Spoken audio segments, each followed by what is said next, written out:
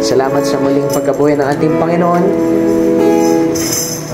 Dahil dyan nakabase ang ating pananampalataya sa Kanya. Amen. At sa di pagtatagal, tayo po ay babasa na ng kasulatan. Amen. Dito po sa aklat po ng Pedro.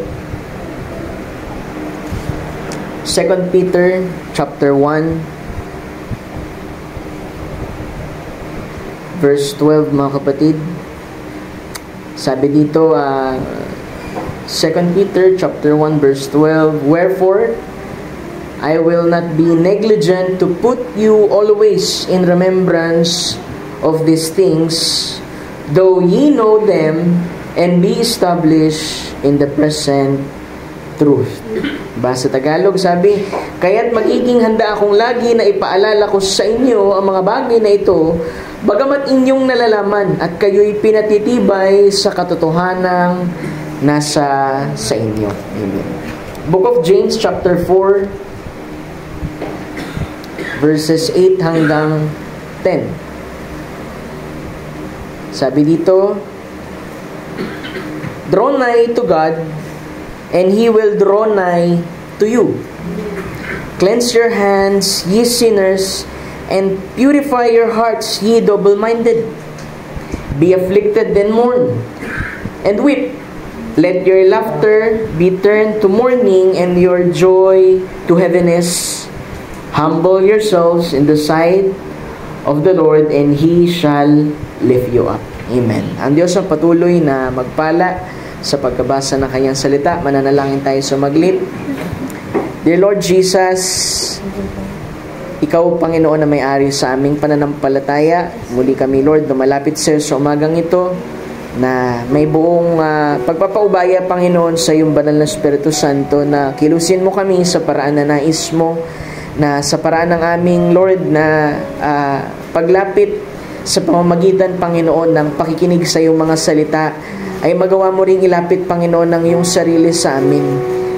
Wala ibang paraan, Panginoon, upang kami lalapit maliban, Lord, na aming ipagpakumbabang aming sarili, aming ipaubaya, Panginoon, sa iyong banal na presensya, at tanggapin, Panginoon, ang salita ng katotohanan, Panginoon, sa iyong Biblia. Kaya we pray na pakalinisan mo, Lord, ang aming puso, ang aming isip, ang aming pakinig, upang makapanagana kami, Panginoon, sa pangangaral ng iyong mga salita.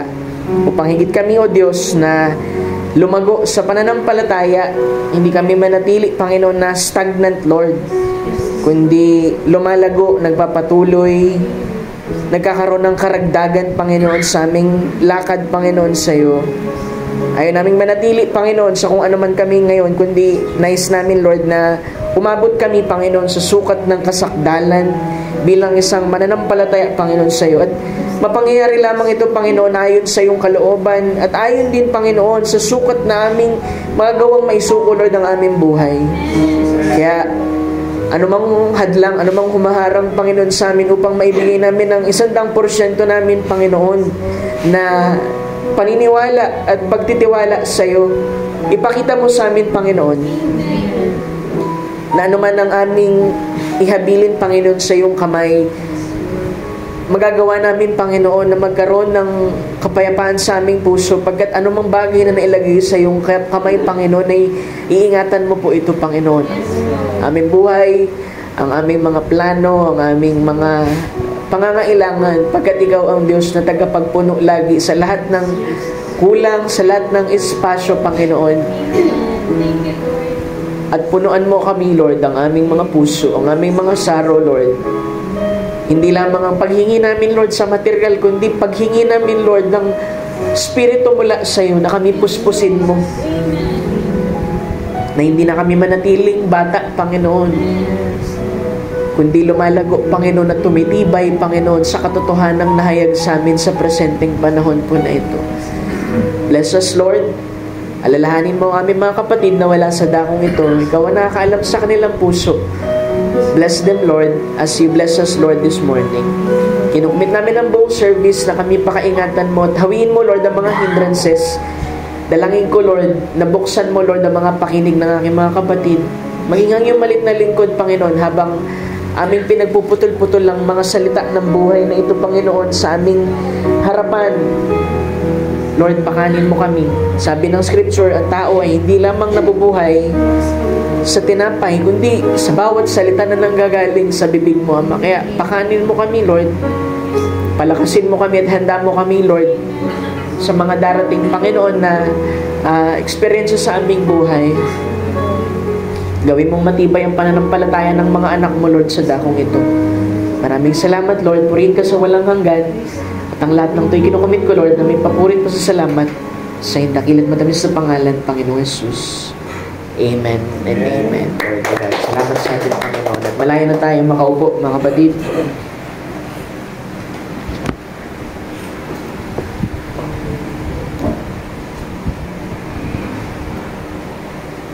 Amen. Salamat sa ating Panginoon. Salamat sa kanyang kabutihan. At ang Diyos ay mabuti, mga kapatid. Di siya nagbabago. At dalangin ko na sa bawat araw ay mas lalo nating ma-appreciate yung ginagawa ng Panginoon sa ating buhay. Amen. Doon sa pinakamaliit hanggang sa pinakamalaki, mga kapatid, isipin mo, sino tayo para bigyan tuon ng Panginoon ng ganong uri ng biyaya at pag-ibig? Diba? Na tayo ay maraming pagkukulang, maraming kamalian sa buhay na to, pero ang Diyos ay patuloy na umaabot sa atin, mga kapatid. Kaya salamat sa kanyang salita, salamat sa mensahe, salamat sa mga kaparaanan ng ating Panginoon, mga kapatid. Amen. At sa di pagtatagal, amen, ay nais kong pamagatan ng munting mensahe na ito, mga kapatid, na examining the body. At may subtitle ito, mga kapatid, na The Skeleton. Diba? Pinangako ko sa inyo, hihimayin natin yung katawan ng ating Panginoon. Diba? Pag sinabi natin katawan ng ating Panginoon, ay walang iba yan kundi yung mananampalataya, mga kapatid. Diba? Kasi ang mga pinili ng Panginoon doon sa Exodus, kung maalala ninyo, bago sila nilabas, ang tawag sa kanila, mga kapatid, my people. Diba? Tapos nung nilabas sila, mga kapatid, doon lang sila tinawag na church. Kasi ang ibig sabihin ng church ay called out. Ibig sabihin, tinawag mula doon sa sanlibutan, sa Egypt, palabas at pinapasok, mga kapatid, doon po sa katawan ng ating Panginoon. Ito yung mga mananampalataya, mga kapatid, kasi ang church, hindi yan building, ha? Diba? Sabi nga, ang church ay yung mga mananampalataya, mga kapatid, sa Panginoon na nagsasama-sama, diba? Tuwing merong pangangaral lang salita ng ating Panginoon at pagbubulay-bulay, mga kapatid, sa kasulatan, ay yun yung mga believers na magkakasama, mga kapatid. So, i-examine natin ngayon, mga kapatid, yung katawan. Kumbaga, sa parang may tinatawag, mga kapatid, pagka yung binhi ay idadisect mo, diba? Hihimayin mo ito mula dun sa laman, dun sa kaloob-looban nito, mga kapatid. So, asahan niyo, mga kapatid, na magti-teaching tayo ng ilang linggo dito, mga kapatid. So, dito tayo sa unang bahagi, diba? Yung katawan, mga kapatid, sa natural, amen, ay meron po yung skeleton, buto, mga kapatid. Kasi hindi pwedeng makatayo yung isang tao, mga kapatid, wala siyang buto, di ba? Kahit nga yung sinasabi ng prophet sa isang iglesia din, na walang matibay, solidong doktrina, ay para itong isang jellyfish. Kaya alam mo yung skeleton, yung buto, mga kapatid, ay napakahalaga niyan sa katawan ng tao. Yung mga napaparalisan, mga kapatid, di ba? Pag tinamaan yung spinal cord nila, hindi na yan nakakatayo, mga kapatid, maliban na ng pagalingin ng ating Panginoon. So, napakahalaga, mga kapatid, yung unang parte na yun, yung skeleton. Pangalawa, yung pong mga internal, mga kapatid, yung pong mga organs, mga kapatid. Hindi lamang basta buto tayo, kundi merong mga bahagi ng ating katawan na meron itong ginagampanan din ng mga function para patuloy, mga kapatid, na dumalo yung dugo, makahinga tayo, makakain tayo, maging healthy tayo. So, ang pag-examine sa katawan, mga kapatid, ay para makita kung gaano ka-healthy ang isang katawan. Diba? Kaya pag-examine din ng isang iglesia ay para makita kung gaano rin ba ka-healthy ang isang iglesia, mga kapatid. So, sabi dito, yung skeleton, mga kapatid, ay isang foundational things na ang church dapat, mga kapatid, ay nakakumit dito. Diba? Kumbaga, ganito yan. Sa lahat ng bagay, mga kapatid, na matututunan natin sa church, mayroon pong tinatawag, mga kapatid, na foundation. Kaya nga, kinut ko kanina mga kapatid, si Peter, mga kapatid, kung babasahin niya yung buong chapter na yan, siya ay pumapatungkol mga kapatid dun po sa stature of a perfect man. Diba? Yung faith, virtue, knowledge. Tapos pag binasa natin dun sa 12 mga kapatid, ang sabi niya ay siya'y magiging handa lagi na ipaalala sa inyo ang mga bagay na ito bagamat inyong nalalaman at kayo'y pinatitibay sa katotohanan nasa sa inyo. So, sabi natin, Pastor, matagal na tayong message believer, mananampalataya. Pero alam mga kapatid, minsan nakakalimot tayo. Kaya kailangan mga kapatid na maipaalala yung kahit na mga pinaka-basic na bagay at lalo-lalo na yung foundation mga kapatid upang nang sa ganun mga kapatid ay makatayo tayo ng firm sa pinaniniwalaan natin. Kasi panahon na rin mga kapatid para at least, alam mo, talagang tayuan natin kung ano yung bagay na tinanggap natin sa ating Panginoon. Dahil itong mensahe mga kapatid na hindi lamang ito basta nagtuturo sa atin para mas maging magaling tayo sa iba, mas mataas yung kaalaman natin. Pero ibinigay ito mga kapatid bilang kaparaanan ng Diyos upang ang iglesia din naman mga kapatid ay gumulang. Dahil ang Panginoon mga kapatid hindi siya babalik sa isang bata, ikakasal sa isang bata, kundi sa isang fully grown mga kapatid, isang gumulang mga kapatid na babae sa Panginoon at walang iba kundi yung nobya ni Kristo mga kapatid. So, ang unang-una mga kapatid na alam nyo, struggle mga kapatid sa ministry.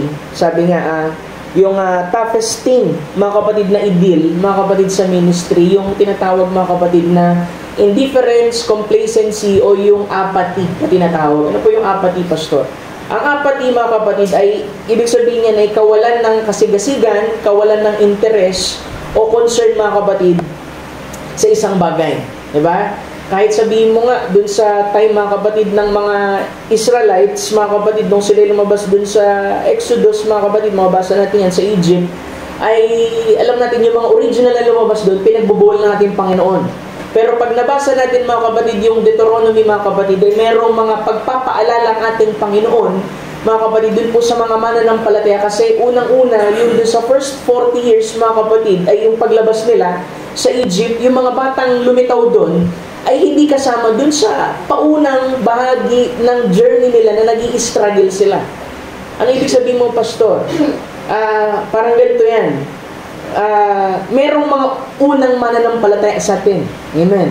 At tayo ay, sabi natin, pangalawang generation na, o pangatlong generation na. Minsan, kapag hindi tayo kasama dun sa proseso, kung paano nagpasimula at nag-struggle ng isang church, mga kapatid, minsan, wala tayong sapat na damdamin, mga kapatid, para magkaroon ng concern doon sa sinimulan, doon sa ipinaglalaban ito, mga kapatid. Kaya ito'y mensahe, mga kapatid, ng panggising sa atin na ang tinanggap natin sa ating Panginoon na ito na mensahe dapat, mga kapatid, ay pahalagahan po natin. Ba?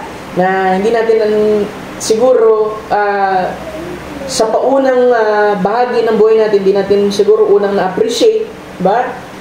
Yung mga bagay na isinakripisyo ng mga nauna sa atin, mga kapatid. Pero pagka dumating ang punto na nawala na sila, mga kapatid, nandun tayo sa sulok, umiiyak tayo, tapos naalala natin, ito yung nagawa ng tao para sa akin sa pananampalataya kung ito. Kaya mga kapatid, ito rin ay mensahe, mga kapatid, ng pag-examine o pag-iinventory, mga kapatid, sa lakad natin sa ating Panginoon. So, sabi ko kanina, merong apat na bahagi ito, mga kapatid. Yung skeleton, yung internal system or yung organ, mga kapatid. Pangatlo, yung muscle. Diba? Yung katawan natin, hindi lamang buto, hindi lamang organ, merong muscle yan. At meron, mga kapatid, na flesh. Ito yung nakikita, mga kapatid, sa panlabas. Pero sa ngayon, mga kapatid, ay pagtutuunan natin ng pansin, mga kapatid, yung pong tinatawag na skeleton. Bakit skeleton, Pastor? Doon tayo sa foundation, mga kapatid.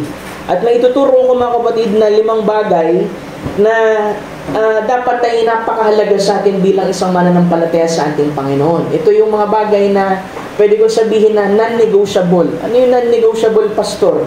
Mga bagay na dapat, mga kapatid, ay committed tayo at patuloy tayo, mga kapatid, na nakatuon dito at nagpapatuloy na may pagkakatiwala, mga kapatid, dito po sa ating pananampalatayang tinanggap sa ating Panginoon.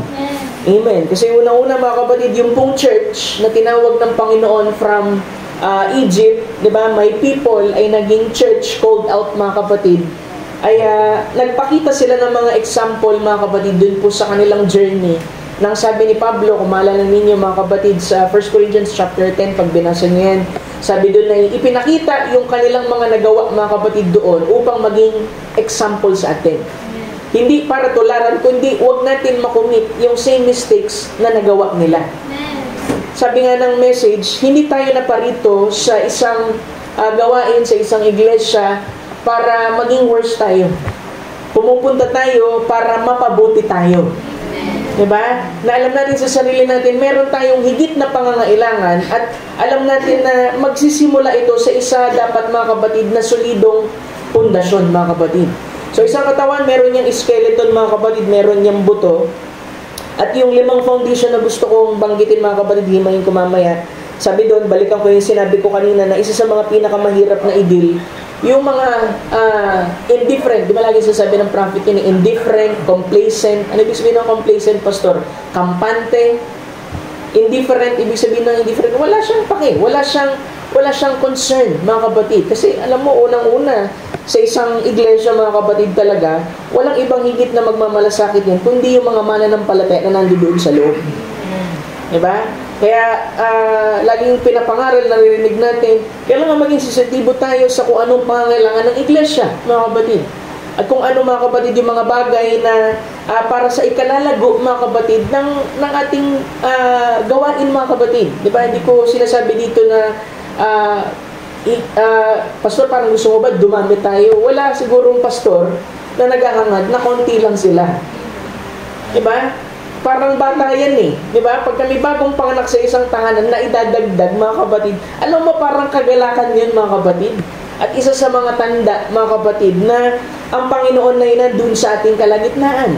Diba? Malali sa Book of Acts, mga kapatid, sabi doon, ang kamay ng Panginoon ay nandun sa mga apostles and merong mga thousands na na-add, mga kapatid, doon po sa kanilang church, mga kapatid.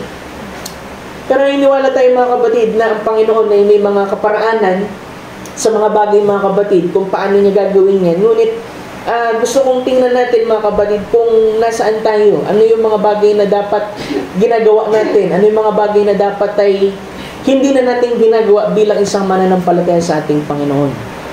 Diba? Sabi, see, you can't deal with it. There's no way to deal with it except you go at it as best you can in preaching and so forth. Yung pagkakaroon mga kapatid ng mga sabi dun believers daw mga kapatid na halos parang wala silang enthusiasm or sigasig mga kapatid, wala tayong magagawa dyan maliban sa pangangaral ng salita ng ating Panginoon. Diba? Sabi ko nga, may mga pagkakataon mararamdaman mo pagka nangangaral ka bilang isang mangangaral na kung malambot ba o matigas yung puso ng taong nakikinig. Pero, alam mo, kailangan mo lang ng mangaral hanggang sa mabuksan yung tao, mga kapatid. Dahil, sabi rin naman ng scripture, ang tao ay walang tatanggaping anuman, malibang ipagkaloob din sa kanya ng Panginoon.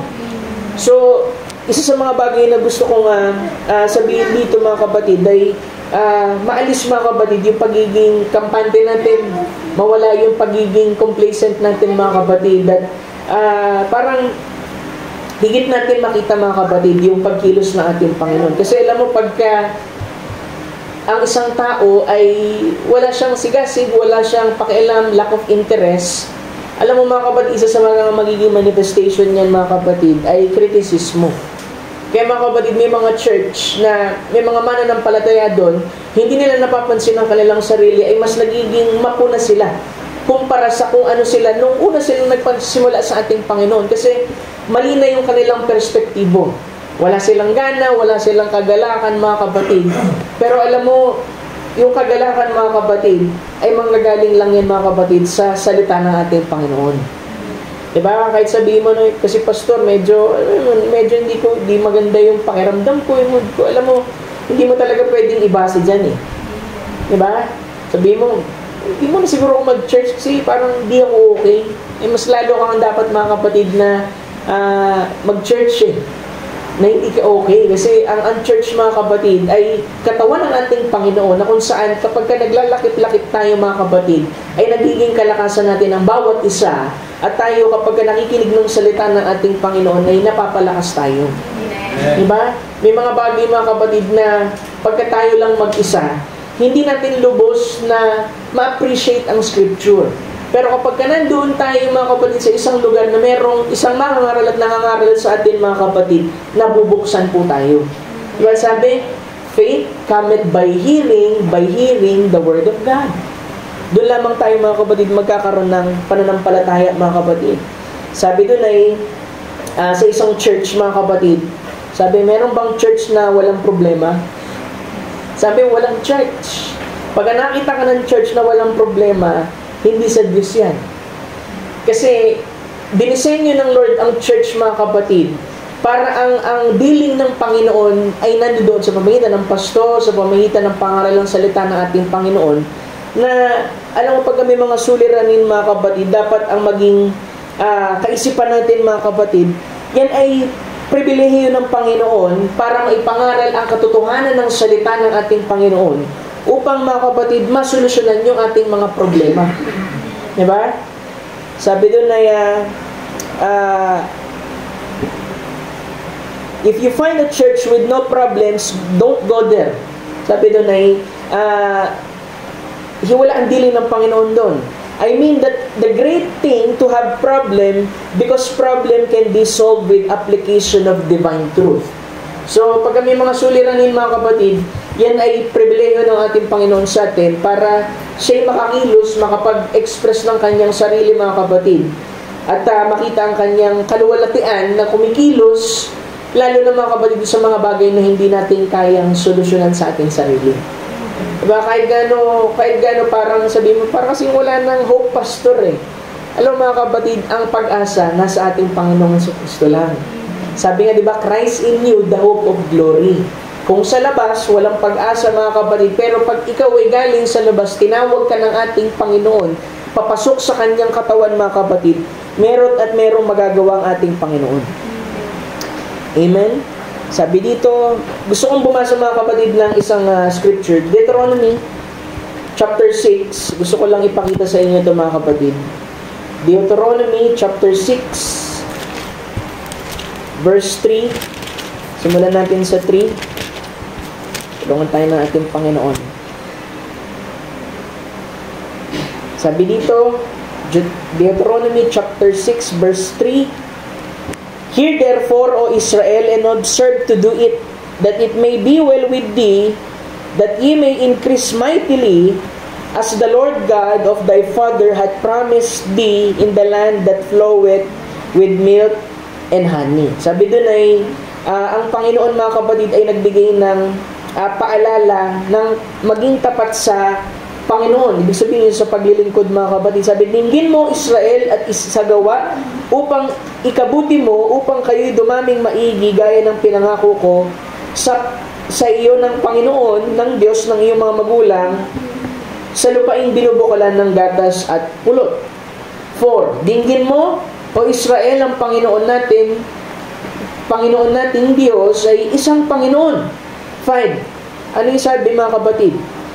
Ay iibigin mo ang Panginoong Diyos ng buong puso, ng buong kaluluwa, ng buong lakas, at ang salitang ito'y aking inutos sa iyo sa araw na ito ay sa iyong puso.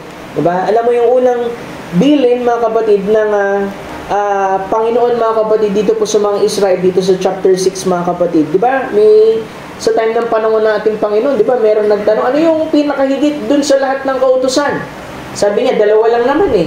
Sabi, ibigin mo ang iyong kapwa gaya ng iyong sarili. Tapos yung pinaka-great dun, yung ibigin mo ang Panginoon, ang sabi, mga kapatid, ng buong puso, buong kaluluwa, at ng buong lakas.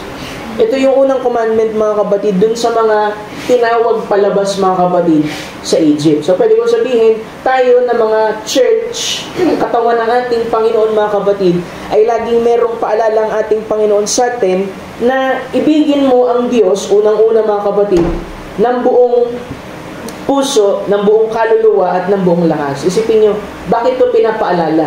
Kasi ang tao, mga kapatid, kung minsan ay nakakalimot sa kanyang sarili at yung pag-ibig ay ibinabaling niya sa ibang bagay, sa mga bagay ng sanlibutan, o kaya naman ay higit, mga kapatid, dun sa ating sarili. Diba?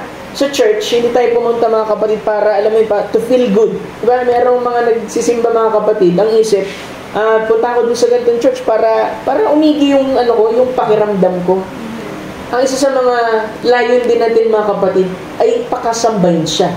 At ibigin siya, mga kapatid. Kasi ang tao by nature, mga kapatid, ayaw niyang ibigin ng Panginoon. Kasi gusto niya, yung sarili niyang daan, sarili niyang kaparaanan, mga kapatid.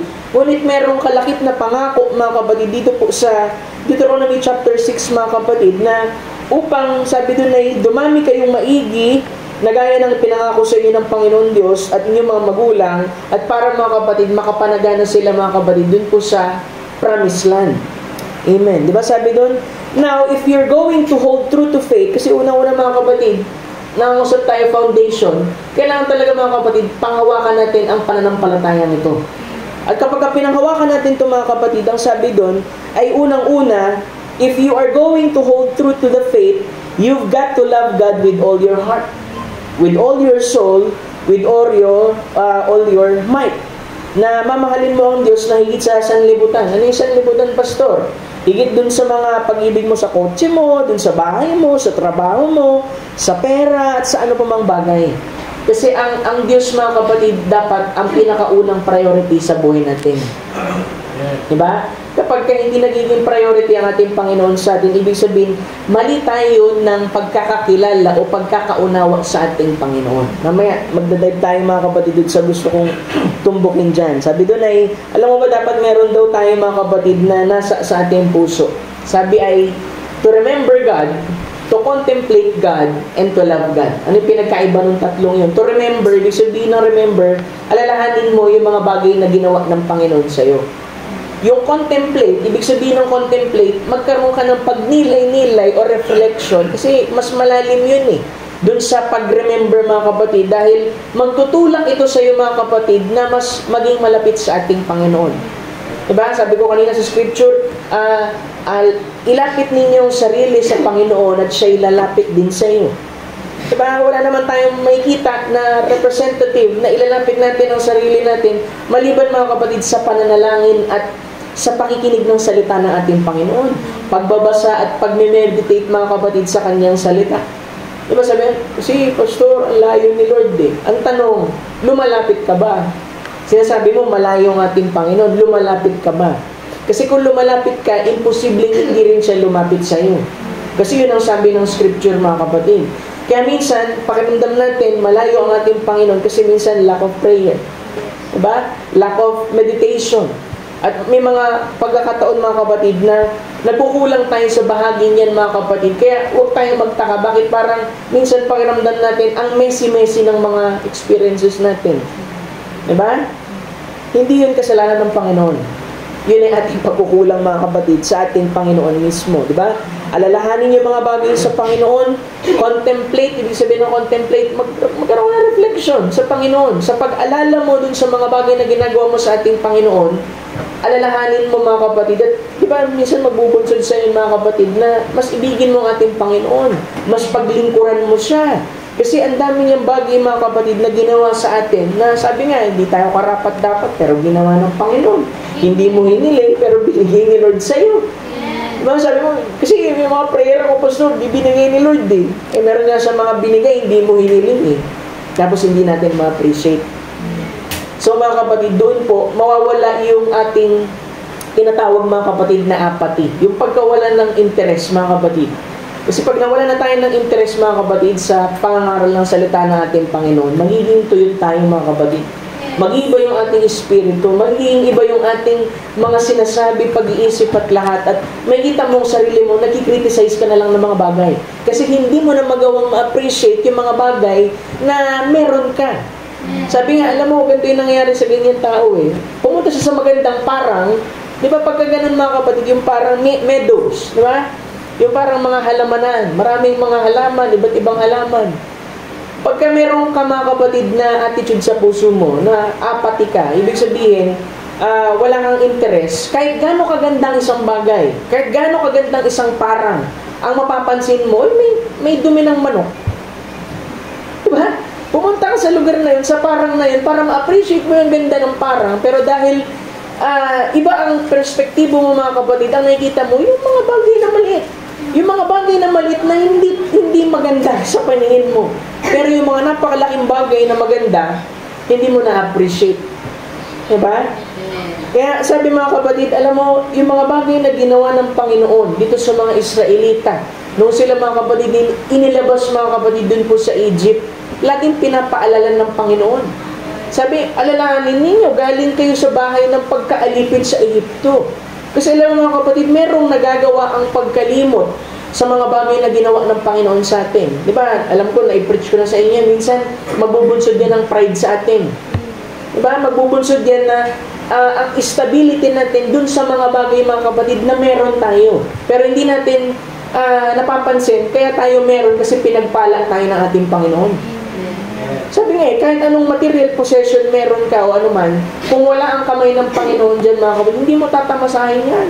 Sabi hindi, kasi alam mo, simula ang ginawa ko to, nung meron akong gantong tiyan, pastor, sinuwerte ako. Walang swerte mga kapatid, meron pagpapala. Diba? Pagkaswerte kasi mga kapatid, tsamba lang yun eh. Na parang binibigyan mo ng pagkakataon na gumana yung isang bagay mga kapatid para magbigay ng isang positibo mga kapatid na resulta sa buhay mo. Pero mga kapatid, ang Panginoon lang ang kayang magpala. Ang Panginoon lang ang kayang mag-angat sa atin.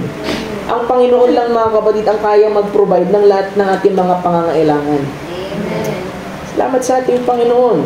Baybayin ko pa mga kapatid yung scripture. Sabi dito ay 7. Diba? Sabi doon ay yun daw, pag-ibig sa Panginoon mga kapatid ng buong puso, buong lakas, buong kaluluwa, buong lahat-lahat mga kapatid, ay ito'y sa iyong puso. Diba? Sabi doon ay mahal ko si Lord eh. Diba? Nasa puso ko si Lord. Okay, given. Pero alam mo ba, sabi ng scripture, hindi lamang daw mga kapatid, sa puso lamang. Pag binaybay mo yung scripture, patuloy mga kapatid, 7. At inyong ituro ng buong sikap sa inyong mga anak. At iyong sasalitain tungkol sa kanila pagka ikaw'y naupo sa iyong bahay, pagka ikaw ay lumakad sa daan, pagka ikaw ay nahihiga at pagka ikaw ay bumabangon. Sabi doon, yung pag-ibig sa ating Panginoon na nagsisimula doon sa puso, hindi lamang dapat manatili sa puso, kundi ito'y dapat saysayin mo mga kapatid. Sabi dito, sa mga anak, sa mga kasama mo mga kapatid dun sa bahay mga kapatid. Sabi, paano pastor? Pag ikaw ay nakaupo, pag ikaw ay lumalakad sa daan, pag ikaw ay nahihiga, pag ikaw ay bumabangon. Yung pag-ibig natin sa Panginoon mga kapatid is not only in our hearts, but on our lips to teach our children. Kasi mga kapatid, di ba, dito, second generation na to eh. Di ba? So marahil mga kapatid si Moses, habang sila nagpapatuloy at binubuwal yung mga unang lumabas doon mga kapatid sa Egypt, siya'y patuloy na nagpapaala ng salita ng ating Panginoon kasi by nature ang tao makakalimutin. 8. At itatali sa pinakatanda sa iyong kamay at magiging pinakatali sa iyong noo. Pastor, paki-explain nga. Alam mo, meron tinatawag mga kapatid sa Israel na tefillin. Ang tefillin mga kapatid, ayan po yung leather na tinatali nila mga kapatid sa braso. Pagka nananalangin sila, hanggang dito yun sa ulo, tapos merong box. As yung passage ng scripture mga kapatid ay nandoon mga kapatid sa box na yun. Upang magkaroon mga kapatid ng simbolo at reminder. Kasi may mga tao mga kapatid na makakalimutin. Ang Israel, nakalimutan nila yung kabutihan ng Panginoon sa kanila. Kaya kung minsan, kailangan merong mga simbol, may mga paalala mga kapatid. Kasi ang tao mga kapatid, minsan nakakalimot mga kapatid sa mga bagay sa Panginoon. Sabi, if we have to love God with all our heart, we also have to talk about it all the time so that it stimulates our mind and we need to be exposed to that. Diba? Kasi alam mo, yung salita, malaki ang nagagawa niyan mga kapatid. Diba? Kasi pastor, alam mo, mahihain kasi ako eh. Sabi ng Panginoon eh, pagka kinahiya mo ko doon sa lupa, kakahiya din kita doon sa, diba? Sa harap ng aking Ama. Diba? Ano bang dapat natin kahiya mga kapatid sa Ebanghelyo? Sa mensaheng tinanggap natin. Baka mamaya kaya tayo nahihiya mga kapatid kasi hindi malinaw sa atin kung ano ba talaga ang message. Diba? Kasi kung tama yung ating pagtingin at pagkaunawa sa message mga kapatid, pahahalagahan natin ito. Diba? Sabi doon, ay kaya merong mga ganun mga kapatid na mga example mga kapatid upang maalala nila mga kapatid kung saan sila dapat nakatuon. Diba? We need to have those things around to remind us because we always forget. Tayo nakakalimot mga kapatid. So it starts with the heart, it comes out with the lips, and it ought to be in our minds by signs and symbols. Diba? Kung minsan nakakalimot ka, mag-pray, yun yung mga sticker eh. Diba? Yung pray without ceasing, ilagay mo mga kapatid sa pader o kaya dun sa tabi ng workstation mo mga kapatid. Kasi tayo mga kapatid, minsan nakakalimot tayo. Diba? Nawawala tayo dun sa ating posisyon. Bakit nawawala, pastor? Kasi walang matibay na foundation, mga kapatid. So sabi dito, amen, pag binasa niyo yung 10, at mangyayari na kapag ipapasok ka ng Panginoon mong Diyos sa lupain na kanyang isinumpa sa iyong mga magulang, kay Abraham, kay Isaac at Jacob, upang ibigay sa iyo ay may malalaki at mabubuting bayan na hindi mo itinayo.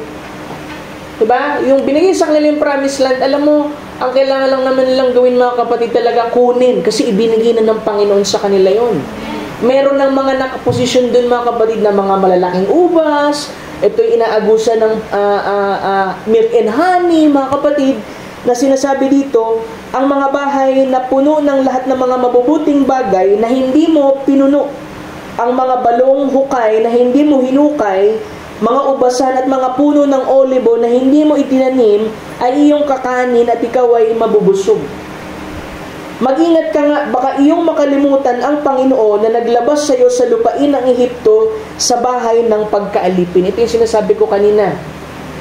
May mga promises ang ating Panginoon sa atin mga kapatid. At kapag hindi tayo naging mapagbantay mga kapatid, iisipin natin, yung mga bagay na yun ay dahil sa sarili nating pagsusumikap. Pero ang totoo mga kapatid, ito'y kaloob ng Diyos sa atin. Ang hinihingi lang ng ating Panginoon mga kapatid ay lumakad tayo ng ayon mga kapatid sa kung ano yung sinabi niya mga kapatid sa kanyang salita. Kasi sa panahon na yan, pa lang, kautusan. At yung kautusan mga kapatid, dahil ang sinasabi ko sa inyo, wala yung kapangyarihan para talaga pasakdalin ng tao, kundi mga kapatid, ikulong lamang siya. Pero ito'y nagturo na mabuting bagay upang ang tao mga kapatid ay hindi makakumit ng pagkakamali sa ating Panginoon. Sabi niya, pagka tinitake for granted natin mga kapatid yung mga bagay at nagiging complacent tayo mga kapatid, sabi ko kanina, nag-i-start na tayo mag-criticize ng mga bagay. Diba? Yung message mga kapatid, binigay ng Panginoon sa atin yan mga kapatid para talaga lumago tayo mga kapatid sa Panginoon. Na hindi tayo nakabase mga kapatid sa karunungan ng tao, kundi mga kapatid doon sa purong salita ng ating Panginoon. Diba? Kapag hindi natin pinapahalagaan kasi ang isang bagay mga kapatid, ibig sabihin, tinitake for granted natin. Diba? Pagka tinitake for granted natin mga kapatid, magsisimula na tayo mawalan ng interes. Kaya sabi ng prophet mga kapatid, pagka ang Panginoon ay nangungusap sa iyo at tinatawag ka ng ating Panginoon at ito'y pinagpapaliban mo, darating ang punto na mawawala na yung desire mo na yan na maglingkod sa ating Panginoon. Kaya hanggat meron pang, sabi natin, pastor, kudlit na lang eh. Alam mo, biyaya pa rin ng ating Panginoon yun eh. Kasi alam mo, anak ka ng Panginoon. Binigay ka ng Diyos. Kaya patuloy siya mga kapatid sa pamamagitan ng pangangaral mga kapatid na tumatawag sa atin. Amen. Diba? Alam mo, minsan hindi na-appreciate din. Sabi nga, ito, lagi ko naririnig ito eh. Minsan may mga church hindi na-appreciate yung pagpapagal ng kanilang sariling pastor. Diba? Yung pagka nawala na yung pastor, saka lang iiyak. Sabihin, naalala ko si pastor, yung mga mabuting bagay na tinuro niya, pero nung nandun, hindi natin pinahalagahan. At minsan may mga mananampalataya na nagkakaroon ng regret sa puso nila, mga kapatid. Kapag dumating na ng punto, mga kapatid, na tinawag na yung pastor nila, mga kapatid, at wala na, mamimiss nila, kasi meron ka mga tinitake for granted eh. Kaya mga kapatid, sa panahon na ito, mga kapatid, alam mo, dapat i-appreciate natin, mga kapatid, yung mga bagay na ginawa para sa atin. Nung nawala si Pastor Mauri, mga kapatid, marami akong binalikan, mga kapatid, ng mga bagay. May mga regrets din ako, mga kapatid. Sabi, yan, mag-ano ka muna, ikaw tatayo ngayon. Minsan, papatayin mo pa ng phone. Maging airplane mode ka pa, mga kapatid. Pero syempre, makukonbig yung puso mo. Kasi, mga kapatid, ang ministry ay hindi lamang ito patungkol sa pastor. Ang ministry ay patungkol sa ating lahat. Nang sabi dito, mga kapatid, di ba, hindi naiintindihan yung mga kapatid yung dinadaanan. Sabi niya, I just want you to remember that we need you to be part of it. Yung ministry, hindi yan patungkol sa pastor, kung gaano kagaling yung pastor mangaral, kung gaano, di ba? Ito'y patungkol, mga kapatid, sa kabuuan ng iglesia. Kaya huwag niyong isipin, mga kapatid, na wala kayong bahagi. May bahagi kayo, mga kapatid. Ang kailangan lang mangyari talaga rin, ma-realize ninyo yung pagkakatawag ng Panginoon sa inyo, yung gift na binigay ng Panginoon sa inyo, magamit niyo yun, mga kapatid, para sa kaluwalhatian ng ating Panginoon. Amen. Isipin mo na lang, mga kapatid, pastor, tapos siya rin yung tupa. Diba? Siyempre kung may pastor, siyempre may tupa, mga kapatid. Kung merong pangangaral, meron dapat tagapakinig. Kung merong mangangaral, merong mensahe ang Diyos na ibababa. At kung meron mensahe ang Diyos na ibinababa, kasi meron ding nanalangin na mananampalataya na merong pangangailangan sa ating Panginoon. Kaya lang yung hinihingi sa inyo, mga kapatid, alalahanin nyo rin ako sa panalangin. Diba? We need you to be totally committed. We need you to pray and we need you to use your gift and to serve. Diba? Hanapin nyo yung bahagi nyo na yun, mga kapatid. Diba? 2 Peter chapter 1, verse 12. Diba? Si Pablo, mga kapatid, ay nagpapaalala dito na si Peter, mga kapatid, nagpapaalala kasi nga, alam mo, ang tao makakalimutin eh. Minsan dumarating yung spiritual amnesia eh. Diba? Kahit matagal ka ng believer, pagka dumating sa punto, nagsobra kang alala, o kaya naipit ka sa dalawang opinion, o kaya nabigla ka sa isang trials, pwedeng makalimutan mo na mananampalataya ka pala. Tapos nakikita mo yung sarili mo sa sulok, nagsasalita ka na ng mga bagay, mga kapatid, nagmamurmur ka na. At madalas, mga kapatid, guilty tayo dyan. Diba? Kasi yung spiritual amnesia, nagsusumikap lagi yan, mga kapatid, na alisin tayo dun sa ating pagkakakilala ng posisyon natin sa ating Panginoon. Kasi kung alam mo kung saan ka nakatayo, mga kapatid, kahit anong yanig na mga suliranin at mga bagay, mga kapatid, solido kang nakatayo, mga kapatid, sa isang pundasyon. Amen. Kaya kailangan makayag talaga sa atin, sino ba ang Panginoong Hesukristo sa buhay natin? Kasi kung talagang siya yung magiging solido, mga kapatid, na firm foundation natin, mga kapatid, maalala mo na siya pala yung kinasasaligan ng pananampalataya mo, mga kapatid. Kahit gaano kahirap ang isang suliranin, mga kapatid, biglang para kang binuhusan ng malamig na tubig at bigla kang aawit ng pasasalamat sa ating Panginoon. Amen. Diba? Yun ang kailangan natin na magising tayo, maalala natin, meron tayong posisyon sa ating Panginoon. Nandun tayo sa Kanyang katawan at meron tayong bahagi. Dapat nating gampanan, mga kapatid. At doon, mga kapatid, doon din tayo, mga kapatid, i-bless ng ating Panginoon. So doon, mga kapatid, sabi, kailangan ng isang katawan, meron siyang frame. At yung frame niya, di ba kahit nga pag nagtatayo ka ng bahay subukan mo magtayo ng bahay, tapos puro hollow blocks lang. Huwag ka maglagay ng bakal, tingnan ko kung gaano katibay yan. Diba? Kailangan merong framework, merong buto, merong skeleton, mga kapatid, na magsisilbing foundation, mga kapatid. Amen. So, amen, para sa isang katawan, mga kapatid, para mag-function to, mga kapatid, it has to have a skeleton. Isipin mo, wala kang buto, paano ka magbubuhat, paano ka maglalakad? It has to have a structure or to have a form.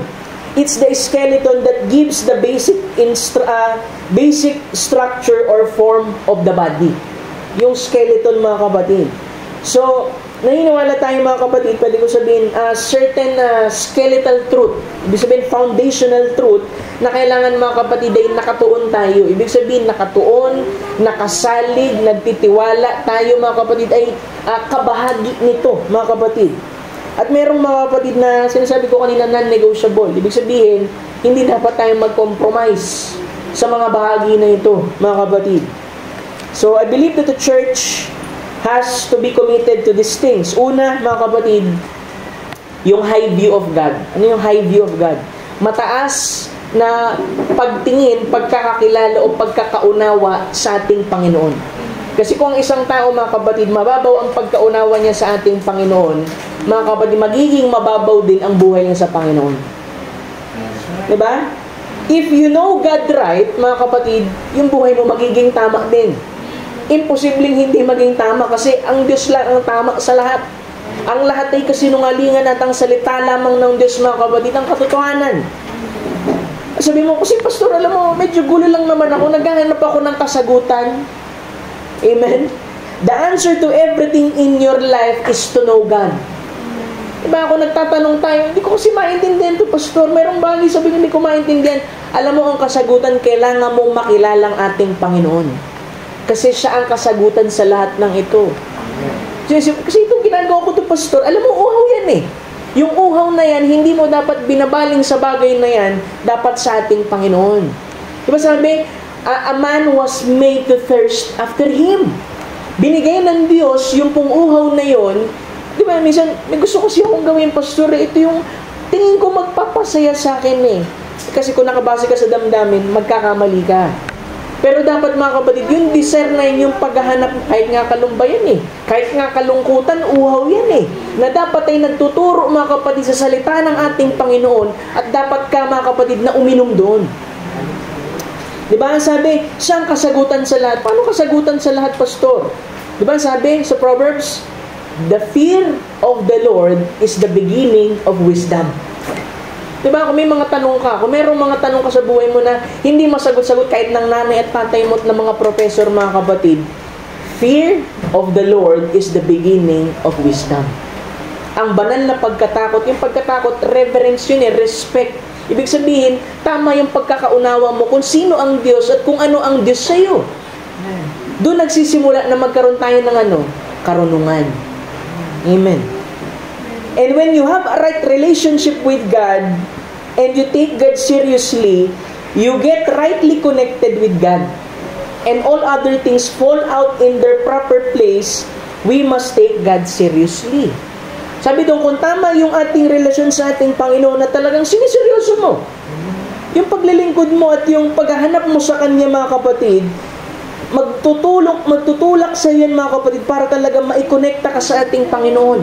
At yung mga bagay, mga kapatid, na mga minor things sa buhay mo na akala mo ay pangit, basag, at parang hindi mo alam kung paano ito iaayos. Sabi, di ba, sabi ng scripture na unahin mo muna yung kaharian at ang katuwiran ng Diyos at ang mga bagay na maliliit ay pawang idaragdag na lamang sa iyo. Kasi kung tama, mga kapatid, yung pong relationship mo sa ating Panginoon, imposibleng hindi niya rin itama yung mga maling bagay sa buhay mo. Doon magsisimula, kaya sabi ko kanina, ibigin mo ang Diyos ng iyong buong puso, buong kaluluwa, ng buong lakas. Doon magsisimula, mga kapatid. And God, sabi doon, and because God is gracious, no reason for you to be complacent and indifferent. Diba? Hindi dahil mabiyaya ang Panginoon, magbibigay sa iyo ng lisensya para maging kampante ka, para mawalan ka, mga kapatid, ng interest. Kasi sabihin mo, hindi, mabiyaya naman si Lord. Mabiyaya si Lord, totoo yun. Maibigin siyang Diyos, totoo yun. Pero siya'y mapanibuguing Diyos din. Siya rin ay Diyos, mga kapatid, na marunong magalit. Siya ang Diyos, mga kapatid, na pumapalo din. Hindi lamang pagpapala, kundi pagpapalo, mga kapatid. Pagka nagsisimula tayo, mga kapatid, na lumilihis dun sa palatuntunang inilagay ng Panginoon, mga kapatid, sa ating harapan, darating yung pagpapalo ng ating Panginoon. Bakit may pagpapalo? Kasi mahal ka ng Panginoon eh. Pag di ka pinapalo, ibig sabihin, walang damdamin sa iyo yun. Sabi mo, ay, napakabuti ng Panginoon. Kahit ginagawa ko to, hindi, wala nangyari sa akin na hindi maganda. Nonsense. Hindi pwedeng siya'y matuwid na Diyos, tapos hahayaan ka lang niya na gawin. Minsan, mga kapatid, minsan naiipon lang yun. Diba? At darating, mga kapatid, yung pagpalo niya, masakit ang palo ng Panginoon.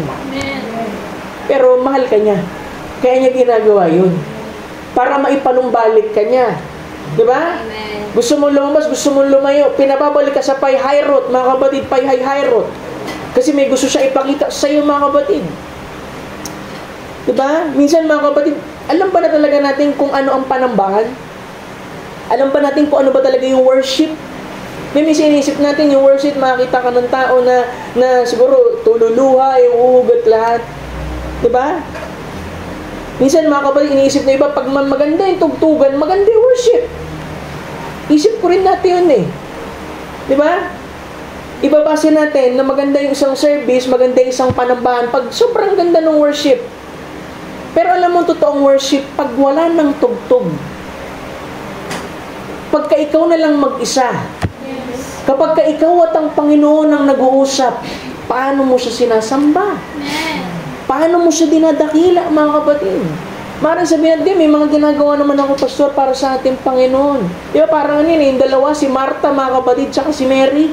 Si Martha, talaga sabihin, Lord, ba't hindi mo i-rebuke si Mary? Nakaupo lang sa paanan mo. Samantalang ako, ang dami kong ginagawa para sa iyo. Inasikaso kita. Pero minsan, mga kapatid, hindi tinitingnan ng Diyos yung dami ng ating nagagawa para sa Kanya. Kundi, kung gaano yung panahon at oras na naibibigay natin sa paanan niya. Amen. Right. Diba inisip natin, dami kong paglilingkod, kaya tingin ko makakapag-overcome ako. Alam, makakapag-overcome ka lang kung gaano katagal ang babad mo, mga kapatid, sa paanan ng ating Panginoon. Yes. Amen. Habang nakikinig ka, habang nanginginain ka sa bawat salitang binibigkas niya, mga kapatid. At dun mo makikita, mga kapatid, masusumpungan yung totoong panambahan. Yes. Dahil habang siya nagsasalita, tinatanggap mo ang salita, namamangha ka, nakikita mo siya, meron kang paggalang sa kanya, mga kapatid. At ikay pumapaloob sa isang, mga kapatid, na kalagayan na parang binabalot ka sa isang dimensyon, mga kapatid, na hindi mo ma-explain, na parang kang iniaangat, mga kapatid. Yung mga pagkakataon, lugmok tayo, pero pag may dumating na inspiration, mga kapatid, hindi mo mapigilan na sambahin at purihin siya. Amen. Lalo na sa mga panahon, kala mo, wala na eh, dead end na pastos, biglang kumilos ang Panginoon. Yung Diyos na haliging apoy at haliging ulap na nasa harapan mo'y pumunta sa likuran mo, mga kapatid. Nagbago ng posisyon dahil meron siyang ginagawa sa likuran ng buhay mo. Amen. Diba, minsan ganun, mga kapatid, minsan nasa harap ang Panginoon, minsan nasa likod siya. Pero alalahanin niyo yung sabi, mga kapatid, ni Job, hindi kita makita sa kaliwa, hindi kita makita sa kanan, hindi kita makita sa likod, sa harap. Pero alam mong daan na nilalakaran ko. Amen. Na ako'y magiging ginto matapos ang lahat ng to, kasi alam ko, gumagawa ka, Panginoon. Amen. Kala lang natin hindi siya gumagawa, pero gumagawa siya, mga kapatid.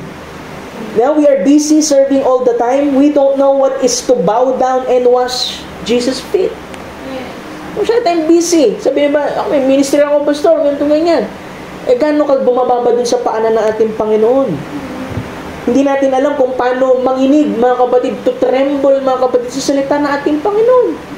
Sabi mo, hindi, may Diyos naman. Alam ko naman na mayroon Diyos. Kahit si Satanas, alam niyang mayroon Diyos eh. Sabi sa James eh. Diba? Even the devil knows that there is one true God and trembles. Tapos ikaw, kampante ka lang. Diba? Hindi mo pinahahalagahan. Amen? Diba? Minsan, mga kapatid, dadalhin niya tayo, mga kapatid, sa isang kalagayan na iiwan niya tayong basag doon, mga kapatid, sa isang bahagi ng ating buhay para buuin niya tayo ulit. Amen. Diba? Huwag yung isipin, basag na basag ako, pastor, wala na akong... Hindi, alam mo, binabasag lang ng Lord yung pride mo. Yes. Diba? Minsan nakala natin wala tayong pride eh. Sabi mo, hindi, wala akong pride, pastor. O, pride na yun eh. Diba? Wala akong pride. Hallelujah. Pero mga kapatid, nature kasi ng tao yun. Yes. Na kailangan basagin ng Diyos para ang tao, mga kapatid, maging depende sa Diyos. Ang tao ay maging dependent, mga kapatid, sa Diyos. Yes. Diba? Isip natin yung panambahan kapag nakaramdam tayo ng kilabot, ng init, nagkaroon ng goosebumps. Diba? Gusto natin, we want ourselves feel good. We want to get all what we need na masolusyonan yung ating problema, pero hindi doon ng worship, mga kapatid. Yung mga tao daw hindi na siniseryoso ang Panginoon sa ating panahon. Hindi na sila lumalakad, mga kapatid, dun sa kanyang kautusan. Kaya hindi na dapat sila magtaka, bakit ang messy ng buhay nila? Sabi ko kanina, pag tama ang relasyon mo sa ating Panginoon, imposibleng hindi niya ayusin yung mga, diba, sirang bagay sa buhay mo. Diba? Once na tinanggap mo siya, naalala niyo, pag tinanggap mo siya, dalhin mo siya dun sa mga bahagi ng buhay mo na sira na hindi mo kayang gawin. Kasi hindi ka expert dyan. Diba? Hindi mo pinalitawan sarili mo, mga kapatid, ng mag-isa. Ang Diyos ang may-ari ng buhay mo. Ang Diyos ang naglalang sa'yo, kaya alam niya kung ano yung tama at mali sa'yo. At siya rin ang may kakayahan na mag-ayos nito, mga kapatid. Kaya kailangan maging iba, mga kapatid, yung ating pagtingin sa Diyos, yung pagkaunawa sa Kanya, mga kapatid. Amen? Diba sabi dun sa James, mga kapatid, basahin natin, James, draw nigh to God and He will draw nigh to you. Diba? Magsilapit kayo sa Diyos at Siya'y lalapit sa inyo. Una. Tapos meron pang sinabi, mga kapatid, pero pansinin niyo yung kasunod. Sabi dun, cleanse your hands, ye sinners, and purify your hearts, ye double-minded. Hindi lamang tayo basta-basta, alam mo yung lalapit ka lang na, diba, sabi ni Pastor, lumapit ako eh. Sa paglapit, meron ding pagsiyasat. Diba? Kasi alam mo, mga kapatid, sa panahon, mga kapatid ng mga propeta, hindi sila basta-basta pwedeng yumuyukod nga sila pag kami presensya ng ating Panginoon eh. Nagbabow down talaga sila, mga kapatid. Bakit? Ganon kabanal ang Diyos. Na pwedeng, sabi nga, ang expression, mamamatay kami sa tinig niya. Mamamatay kami sa presensya niya, mga kapatid. Diba? Closer to get to God, the more you see your sin. Di ba alam mo, mas lalo ka malapit sa Panginoon, mas lalo mo nakikita iyong kasalanan. Alam mo ba yun? Di ba, pagka yung nakita nga ni Pedro eh, sabi niya, hindi, Pedro, ihulog mo yung lambat. Sabi niya, Lord, tagal na kami namamalakaya dito eh. Pero dahil sinabi mo, ihulog ko. Tapos nung nakita niya marami, mga kapatid, nakita niya yung kaluwalhatian ng ating Panginoon, sabi niya, Lord, depart from me, for I am a sinful man. Kaya alam mo, mga kapatid, pag lalo kang malapit sa ating Panginoon, mas lalo kang lumalapit sa presensya niya, dun mo mas nakikita, mga kapatid, yung pagiging walang halaga mo, na ikaw ay makasalanan. Hindi tayo tinuruan sa mensahe at ng Biblia na kapag lumapit tayo sa ating Panginoon, tayo parang naka-chest out, mga kapatid, na hindi, Christian ako eh. Kundi mas lalo natin nakita yung pagiging wretchedness, mga kapatid, na meron tayo. Si Pablo nga sabi niya, nakita ko kung gaano ang kalagayan na ito hindi maganda. Kasi, mga kapatid, alam mo, ang katawan na ito, sabi sa Roma, this is a body of sin. Yes. Kaya wala tayo magtaka, ba't may mistake? Kasi body of sin to. Ano inihintay nating promise? Yung pagpapalit ng katawan. Mga kapatid, sabi doon, mga kapatid, ay humble yourself, mourn and weep, and let your laughters be turned to sorrow. Alam mo, pagka ikaw ay, sabi nga, alam mo, pag nagpapakumbaba ka daw, hindi ka maabot ni Satanas. Paano yung posibleng pastor, nagpakababa, di ba dapat maabot ni Satanas kasi Satanas nandun sa baba? Hindi, mga kapatid, kasi pagka ibinababa mo sarili mo, ang Diyos itinataas ka. Hindi ka kayang abutin ng diablo, mga kapatid. Naalala ko yung sabi nung isang preacher, sabi niya, alam mo, ba't may mga trials, mga kapatid? Kasi ang believer, pinapahambol ng Panginoon. Kasi pagka siya, ay malakas siya, tapos itinapat mo sa diablo, mga kapatid, hindi match. Mas malakas yung diablo. Pero sabi dun, pagka itinapat mo yung diablo dun sa pinakamahinang Kristiyano na nakaluhod, tatakbo yan, mga kapatid. Kasi nandun siya sa form ng humility. At pagka-form ng humility, mga kapatid, nandoon ang Panginoon. Sabi yun, God dwells in the humble heart.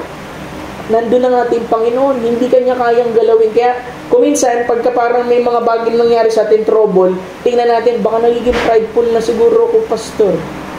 Baka meron akong bagay na iniisip ko, ito'y sa akin, ito'y dahil sa akin, dahil I, me, myself, and I. Babasagin ng Panginoon yun, mga kapatid.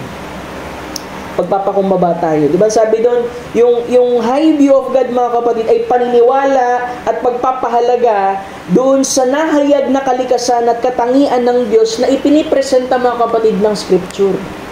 Yan po yung tinatawag, mga kapatid, na mataas na pagtingin o pagkaunawa sa Diyos sa inyong una, mga kapatid. Sabi doon ay, believe in God's revealed truth. Naniniwala tayo dyan, doon sa mga nahayag na katotohanan.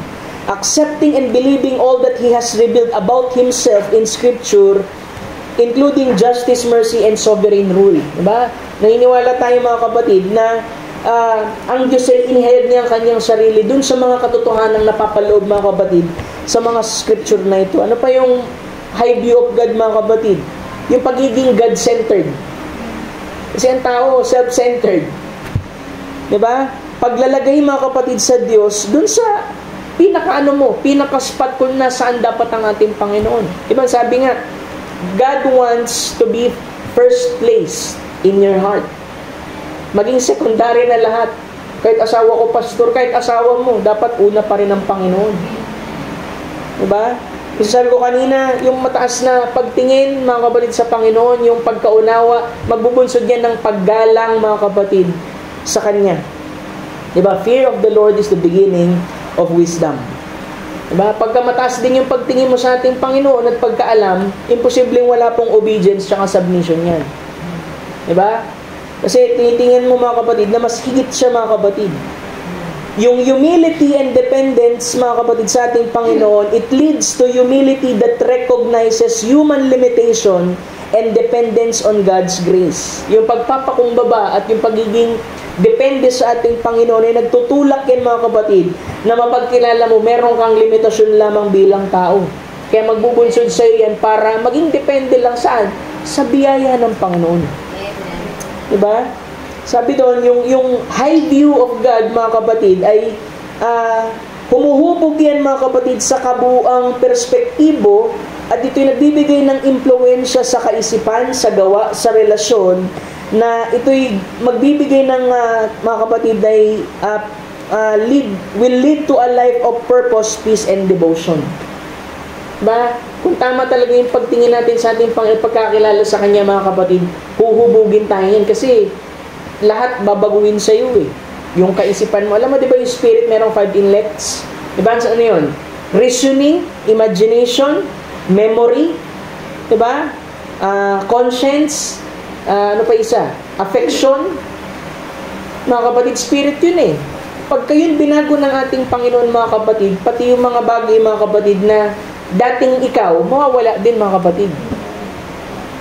Kaya patuloy lang tayo mga kapatid na manatili mga kapatid sa pagkakilala sa salita na at paano ba din makilala ang Panginoon?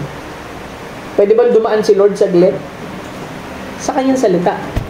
Sa pangangaral ng Kanyang salita mga kapatid. Pangalawa, mga kapatid, yung paniniwala natin mga kapatid na absolute ang Scripture.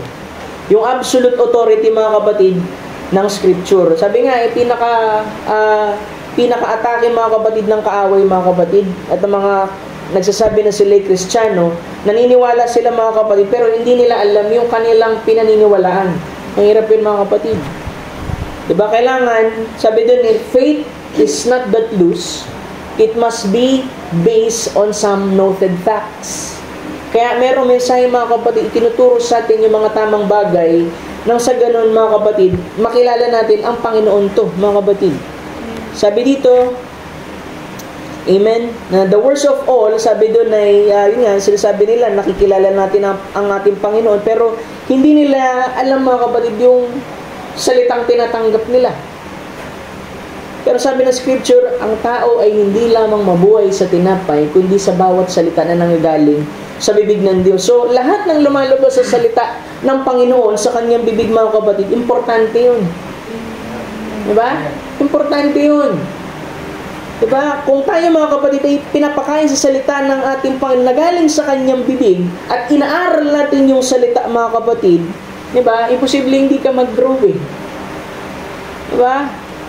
Sabi doon hindi lamang basta pangangaral ko, hindi pagtuturo. Diba? Yung pagtuturo, ano pinagkaiba ng preaching sa teaching pastor? Ang preaching, inilalagay ka lang yan mga kapatid, dun po sa conviction sa mali mong ginawa. Pero meron mga naiiwan dun. Sabi, nakonvict ako pastor, hindi ko alam gagawin ko. Dun pumapasok ang teaching. Kasi pinoposisyon ka sa pamamagitan ng pagtuturo nang sa ganun maiposisyon yung pananampalataya mo ng tama. Hindi ka lang naiwan na convicted lang, mga kapatid, kundi naturuan ka mga kapatid sa salita ng ating Panginoon. And we must teach. We must teach every word, every word. And if we don't have appetite for it, that isn't going to change the way we feel. Yes. Kapag wala tayong appetite, for example, si pastor, nagti-teaching na naman.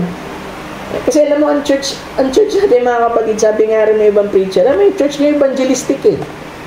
Kaya minsan pagka nagtuturo na, mga kapatid, minsan parang pupungas-pungas, inaantok, parang hindi masundan. Alam mo mga kapatid, pagtisan nyo yung teaching.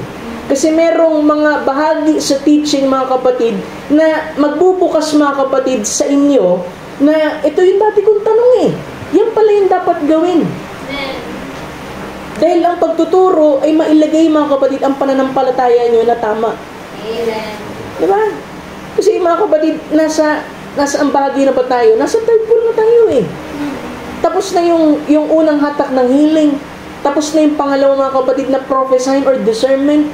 Nandito tayo sa bahagi mga kapatid ng pagre-reveal ng salita ng ating Panginoon. Hindi lamang tayo basta, alam mo yung parang nagkukut lang. Ito, pinipreach lang to. Kailangan malaman nila ano bang ibig sabihin ng bagay na yun. Kaya ang expository preaching mga kapatid, napakahalaga niyan. Hindi lamang tayo basta surface lang sabihin natin, hindi basta sinabi na, oh tama naman, sinabi ng message, sinabi ng Biblia. Pero merong mga tao na gustong malaman yung higit pang ibig sabihin nito. Kasi yun ang maglalagay mga kapatid ng foundation sa kanila. Amen. Sabi, we're just going to keep giving the word, just keep feeding you the word because we know what makes you grow.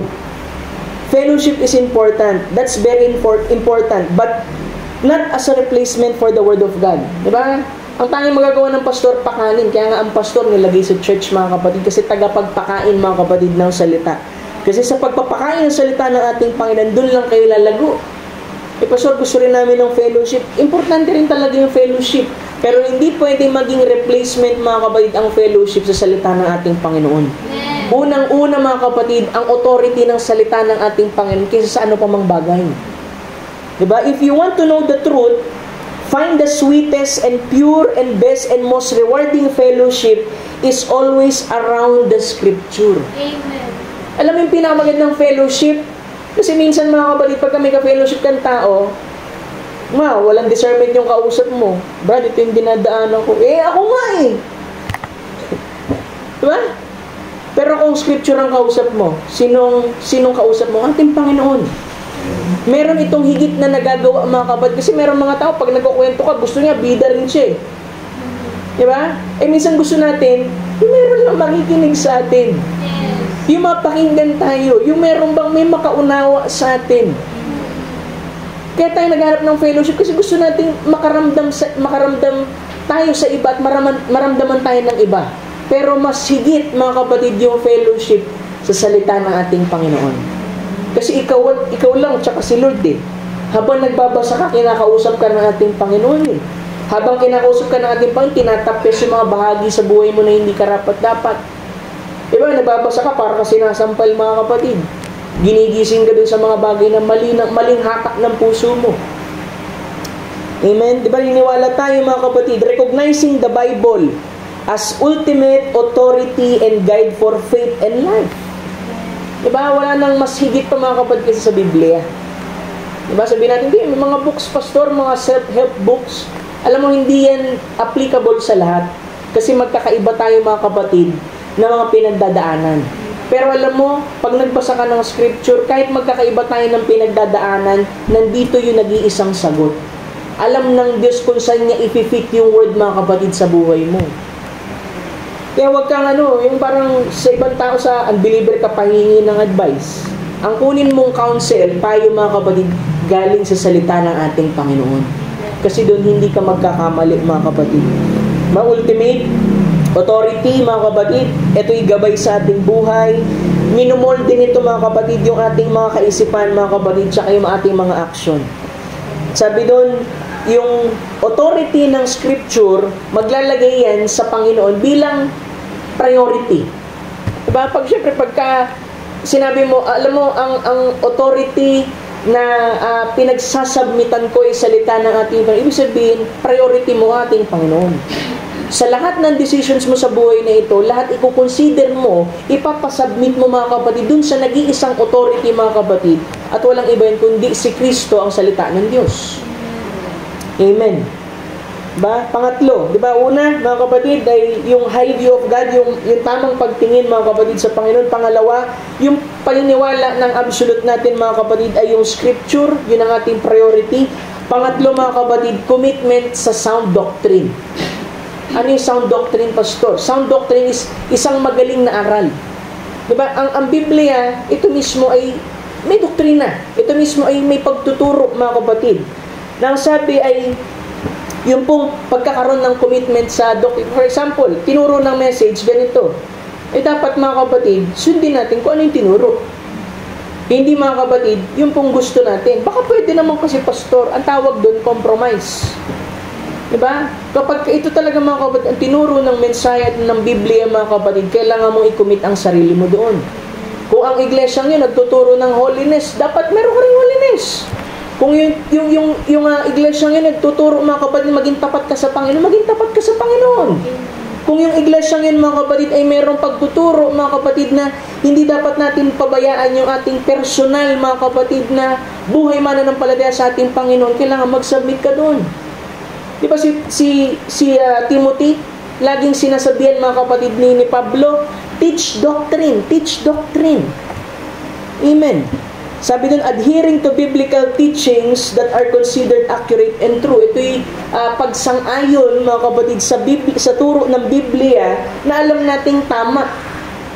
Kasi marami hindi tama, mga kapatid, na pagtuturo. Kaya mapala tayo, mayroong message Diba? It's about grounding faith and practice in the core truths of a Christian faith as revealed in the Bible.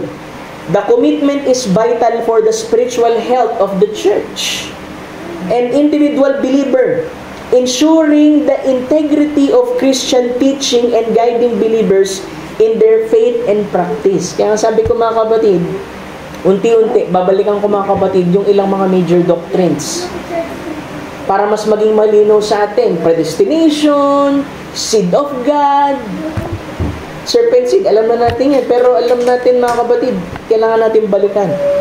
Diba? Anong tinuturo, mga kapatid, yung pagiging committed natin sa isang sound doctrine, isang aral, mga kapatid, nagmula talaga, mga kapatid, sa ating Panginoon. Siyempre, magiging accurate ka, mga kapatid. Diba? Na-rooted yan sa Biblia. Nang authority mo talaga, mga kapatid, nang gagaling, mga kapatid, sa source ng Christian, mga kapatid, teaching mula sa Biblia. Diba? Pagka ikaw, mga kapatid, committed ka sa isang sound doctrine, hindi ka basta-basta, mga kapatid, masusway ng mga false doctrine. Diba? Tsaka personal responsibility na rin, mga kapatid, na habang ang church, mga kapatid, yung church teaching ay napakahalaga, yung mga mananampalataya, mga kapatid, ay ini-encourage din na kayo mismo ay pag-aralan ninyo ang Biblia. Diba? Hindi lang yung basta. Diba, hindi ko sinasabi ditong questioning niyo, mga kapatid, yung mga pastor, kung tama ba yung quote na sinabi niya. Pero, mga kapatid, bigyan niyo ng panahon. Nasabi ni pastor tong scripture na ito, balikan ko nga, aralin ko nga. Oo, tama pala yung sinabi ni pastor. Diba? Alam mo sa isang para maaral yung mga kapatid ng maayos, tsaka yung, ito napakalaga na ito, mga kapatid, context. Diba? Huwag kayo basta-basta, mga kapatid, magkukot ng scripture na hindi nyo alam yung kabuuang passage. Pagka magkukot kayo ng scripture, mga kapatid, basahin nyo yung buong chapter. Kasi nandoon, mga kapatid, yung context. Alam mo nga, mga kapatid, sa haba-haba ng panahon, mga kapatid, alam mo ba yung sinasabi natin na 2 o 3 na nagkatipon sa yung pangalan na iparoroon ka sa aming kalagitnaan. Naisip natin, pag may nag-gather na 1 and 2, darating ang Panginoon. Yan yung common natin, mga kapatid. Pero pag binasa mo yung buong passage, ito'y patungkol, mga kapatid, sa church discipline. Nang sabi doon, pag may nagkasala, nilapitan ng isa, tapos ayaw makinig. Magsama ng 2, ayaw makinig. Dali na sa church, ayaw pa rin makinig. Sabi doon, kalagan na, at kung ano yung pinagkasunduan ng 2 tao o 3 na yun, mga kapatid, ay ang Diyos ay mag-a-agree o papabor doon. Balikan yung scripture, yung palang ibig sabihin nun. Kaya alam mo, mga kapatid, kailangan maging maingat tayo, mga kapatid, sa pagbasa ng mga scripture at verses. Kailangan natin balikan, di ba? Minsan kasi, pwede rin applicable din naman. Dahil, mga kapatid, 2 or 3, nung nananalangin si Shadrach, Meshach, and Abednego, dumating ating Panginoon. The 4th man in the love's fiery furnace. Pero yung sinasabi ko kanina sa Matthew, mga kapatid, yun ay pagtuturo para mga kapatid, saksihan. Ano kasi ibig sabihin nun eh? 2 or 3 gathered. Kung meron mang 2 tao, 2 o 3 tao na nagkasundo, ano man ang napagkasunduan nyo para dun sa taong yun, ay kakasiyahan ko. Yun ang ibig sabihin ng mga kapatid. Pero kung gamitin natin sa panalangin o sa isang ibang paraan, mga kapatid, ng pangungusap ng pagdating ng ating Panginoon sa atin, okay lang din naman. Diba? Kaya, yung pong mga kapatid na pagbabasa, mga kapatid, hindi lamang yung pastor, ay may responsibility tayo doon. Diba? Ang hirap kasi, mga kapatid, yung believer, umaasa na lang sa pastor. Diba? Hindi na nag-aaral, mga kapatid. Diba? Kami, mga kapatid, di naman din kami perfect. Diba? Maaaring rin kami magkamali. Diba? Limitado kami, hindi kami Diyos. Diba? Kaya maganda, pastor, para may nabanggit kang ganito, ano bang ibig sabihin nito? Mas gusto ko pa yung nagtatanong mga kapatid. Kasi mismo yung pastor natututo din, mga kapatid.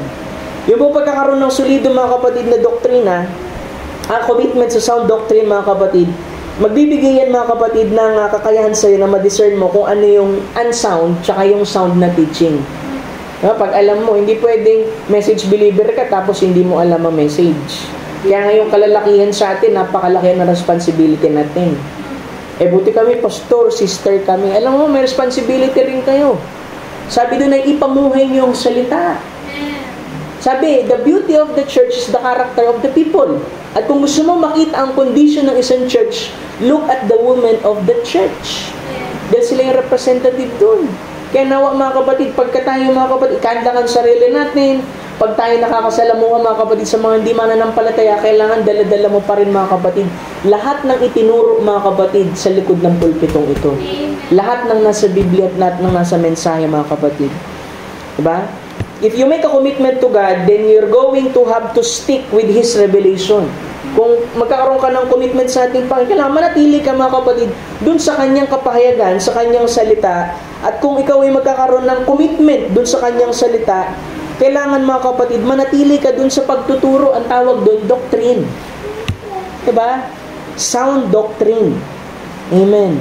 Diba? Nagtuturo yan, mga kapatid, yung truth about God, about life, about death, heaven, hell, truth about man, sin, Christ, angels, Holy Spirit, yung posisyon ng isang mananampalataya, mga kapatid, salita ng ating Panginoon. Kailangan, mga kapatid, nakatayo tayo sa isang solido, mga kapatid, na doktrina, katotohanan sa ating Panginoon. Sabi doon, teach sound doctrine. Diba? Doctrinal clarity and effectiveness in preaching. Diba? Kailangan, mga kapatid, pag nagturo tayo, kailangan maliwanag. Sabi dito, kasi ang mga tao, kailangan nila ng sagot. They need solid answers out of the Word of God. Kailangan na nilang solido, mga kapatid. Kaya sabi ko, alam mo, minsan nga, gusto ko rin, mga kapatid, magkaroon ng Q&A pa after ng service Diba, kung may mga tanong kayo, mga kapatid. Amen. So, nakailan na tayo, mga kapatid? 3. Ba? High view of God, yung authority ng Scripture, yung pagiging committed sa sound doctrine, mga kapatid. Pang-4, commitment to personal holiness. Ano yun, pastor? 2 Corinthians chapter 7 verse 1. Sabi dito, 2 Corinthians chapter 7 verse 1, having therefore these promises, dearly beloved, let us cleanse ourselves from our filthiness of the flesh and spirit, perfecting the holiness in the fear of God. May holiness na, pero sabi dito, ipakasakdalin pa. Diba? Sabi sa Tagalog, yamang taglay natin ang pangakong ito, mga minamahal, ay magsipaglinis tayo sa lahat ng karumihan ng laman at ng espiritu. Kasi hindi lamang flesh, kundi, kasi actually, kaya nga merong flesh, kasi nauna muna yun sa spirit Diba? Kaya mo nagawa yan kasi you are influenced in the spirit. Nasabi, pakasakdalin ang kabanalan sa takot sa Diyos. Hindi sinabing, pasakdalin ng kabanalan kasi malakas mag-preach si pastor. Kaya hindi nga sinasabi ko dito, hindi legalista. Amen. Perfect holiness in the fear of the Lord. Fear of the Lord is the beginning of wisdom. Doon magsisimula, mga kapatid. Ano yung holiness na yun, pastor? Yan yung sinasabi dito mga kapatid na prayer life mo. Ba? Prayer life mo, yung kung paano mo ikandakan sarili mo, paano ka manamit, paano ka magsalita, paano ka makisalamuha sa iba, nag-aaral ka ba ng salita ng ating Panginoon, nag-aayuno ka ba? Diba, madalas hindi pinipitch yan yung fasting eh. Kung meron kayong mga bagay mga kapatid na hindi kayo makawala mga kapatid, you fast. Amen. Yung magme-meditate sa salita ng ating Panginoon. That's the holy commitment. Diba? Personally, alam mo, ang totoong ikaw, hindi yung kung ano ka sa church. Yung totoong ikaw, pag nandun ka na sa bahay. Yes. Ikaw at ang Panginoon. Amen. Kaya kailangan mag-inventory tayo sa katawan. Doon sa skeleton na ito mga kapatid, dun sa 5 bahagi na ito. Diba? Yung holiness natin, paano tayo magsalita? Paano natin tratuhin yung iba? Sabi ko nga sa inyo, hindi pwedeng mabait tayo sa church. Tapos pag sa bahay, parang tratuhin natin yung bawat isa, parang basura mga kapatid. Diba? Hindi pwede mga kapatid. Panglima, mga kapatid, ito na yung huli. Recognition of spiritual authority. Diba? High view of God, mataas na pagtingin kung ano ang Panginoon. Pangalawa, yung pagiging absolute ng Scripture. Pangatlo, mga kapatid, yung pong commitment sa isang sound doctrine. Pang-apat, mga kapatid, ay commitment sa personal holiness. At yung panghuli, pag-recognize ng spiritual authority. Hebrews chapter 3. Chapter 13, mga kapatid. Chapter 13, verse 3. Sabi, remember them which have rule over you, who have spoken unto you the word of God, whose faith follow, considering the end of their conversation. Diba? Sa Tagalog, alalahanin ninyo ang nagkaroon ng pagpupuno sa inyo na siyang nagsasalita ng salita ng Diyos, at sa pagdidili-dili sa wakas ng kanilang pamumuhay ay inyong tularan ng kanilang pananampalataya. Pastor, di ba sa church may elder? Di ba? Inisip ng iba pagka-elder, kasi dalawa kasi yan yung term eh. Yung elder, pwedeng tumukoy yan dun sa mga matatanda, mga kapatid, sa age. Pero pag sinabing yung elder mo, sino yung elder mo sa church? Ano ibig sabihin nun? Sino yung pastor mo? Kasi elder is a pastor. Kaya nga mga kapatid, alam mo, pagka nauna kang mananampalataya, for example, dalawa kayo, mas nauna ka sa kanya, ikaw ay elder niya kasi mas matanda siya sa'yo. Diba? I-type niyo mga kapatid sa message, chronological order sa Panginoon. Yun ang tinatawag na elder. Kaya pagka elder mga kapatid, ang tinutukoy dyan, pastor. Pag sinabing seer, pastor pa rin yun. Diba? Bishop, elder, pastor, iisa lang po yun mga kapatid. Hebrews 13:17. Ang sabi, kung naniniwala tayo mga kapatid sa spiritual authority, obey them that have rule over you and submit yourselves, for they watch for your souls, as they that must give account, that they may do it with joy, not with grief, for that is unprofitable for you. Diba? Sabi ay magsitalima kayo sa namiminuno sa inyo at kayo'y pasakop. Diba? Sabi magsitalima tsaka pasakop. Sapagkat pawang na nagpupuyat dahil sa inyong mga kaluluwa na parang sila ang magsusulit. Diba? Upang ito'y gawin nilang may kagalakan at maging happy, sapagkat sa ganito'y hindi ninyo mapapakinabangan. Anong sabi ng scripture na yung pastor? Ang sabi doon ay kailangan daw na matuto yung mga tupa na sumunod mga kapatid at magpasakop. Ano yung magpasakop talaga? Ibig sabihin sakop mga kapatid, talagang kung ano yung sinabi mga kapatid, ay susundin mo. Same ng obey din yun eh. Diba? Kasi kapag, for example, yung pastor, nagpapastor na lang kasi wala siyang option. Sabi doon, yung kanyang paglilingkod, hindi magiging kapaki-pakinabang sa inyo. Kaya alam mo mga kapatid, may mga church na hindi nag-grow kasi yung pastor mga kapatid, pagod na dun sa tupa. Diba? May mga church na ganun mga kapatid. Pagka yung pastor, hindi nga na-handle yan mga kapatid ng tama, na-burnout siya mga kapatid. Hindi magiging profitable sa inyo mga kapatid, yung pong pangangaral. Kasi ginagawa na lang out of obligation eh. Diba?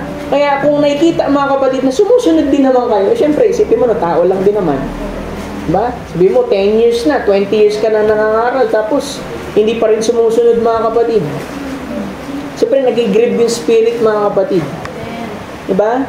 The church must understand that there is a authority over those people in the church. And the authority is Christ, who is the head, who mediates His rule through the godly elders. That elders have to rule over you in the Lord. Sabi doon ay kailangan mapag-unawa, mga kapatid ng iglesia, na meron talagang otoridad, mga kapatid, sa iba, sa mga tao sa loob ng iglesia ngayon, mga kapatid, at yung authority ay sa pamamagitan ng salita. At ang salita ay ibinigay doon sa tao, mga kapatid, sa pamamagitan ng mga godly elders. It's the authority of the Word of God in the hands of a godly man. The only authority I have to speak and apply the Word of God. Diba? Yung authority na meron ako, sabi ko sa inyo, brother ako. Kaya lang, binigay mga kapatid, pinagkatiwalang office na ito, mga kapatid, bilang tagapagturo sa inyo. At ito, mga kapatid, ang authority na ito ay nanggaling sa ating Panginoon. Hindi ito inimbento ng tao, mga kapatid. But the church must understand, sabi niya dito, kapit na ako magtapos, mga kapatid, but the church must understand God has given to the church godly men. Diba? Alam mo, dalawa lang naman ang office na mahalaga, mga kapatid, sa church. Alam mo ba kung ano yung dalawang office na yun? Mga kapatid, pastor, tsaka deacon. Kaya nga ang prophet, mga kapatid, may message siya ng placing ng deacon. Kasi ang deacon, almost pares ng qualification ng pastor. Ang deacon, ibig sabihin ng deacon sa Greek, mga kapatid, servant, mga kapatid. Sabi dito, who have authority to represent. Yun pala. Kaya pala gumagamit ang tao, ang Diyos ng tao, mga kapatid, to represent Christ. Kasi nga walang ating Panginoon eh. To represent Christ by example and precept in the church. And the church must lovingly come under their leadership and will not be flawless. Diba? Huwag niyo masahan, mga kapatid, na hindi kami magkakamali. Nagkakamali din kami, mga kapatid. But listen, pray constantly that it might be as close as it can be, but we know there'll be a failure. Diba? Idalangin ninyo na nawa din naman, mga kapatid, ay huwag naman yung talagang sobrang magkamali. Diba? Sabi nga ng prophet, 3 bagay yung dapat iwasan. Babae, pera, popularity. Pang-4 na, mga kapatid, yung burnout. Elijah, mga kapatid, na testimony. Kaya nga, you pray for your pastor. Wala akong hihina anuman sa inyo, mga kapatid. Panalangin lang. Napakalaking bagay ng panalangin. Sabi dito, 1 Thessalonians chapter 5 verse 12 to 13, and we beseech you, brethren, to know them which labor among you and are over you in the Lord and admonish you. That of what? Ipinamanhig namin sa inyo, mga kapatid, na inyong kilalanin ang nagpapagal sa inyo at nangamumuno sa inyo sa Panginoon at nangagpapaalala sa inyo. Kasi yun talaga, mga kapatid, gampanin, mga kapatid, ng pastor sa loob ng iglesia. Amen. So sabi dito, mag-quote ako, mga kapatid, 2 lang to at mananalangin na tayo, mga kapatid. Dito sa message, mga kapatid, ng faith once delivered to the saint, the spirit that was in you controls you. If the spirit of Christ is in us, the body of Christ will be Christ-like in its feeling, in its action. Sabi doon, yung spirito na nasa sayo, yun yung kumukontrol sayo.